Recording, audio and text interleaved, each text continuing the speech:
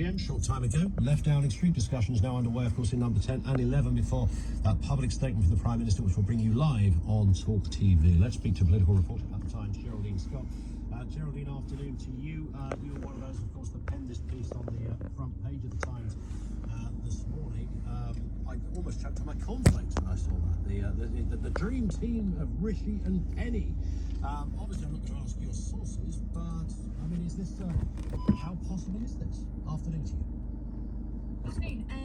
Yes, well, today. I mean, how possible is it? I don't think that a month ago we would have expected that Liz Truss would be sacking her chancellor. So I think anything is possible in this crazy political world that we're in now. These are definitely discussions that are going on with senior members of the party. They don't feel like they can have another long, drawn-out leadership race like we saw in the summer. I don't think there's any appetite in the party for that.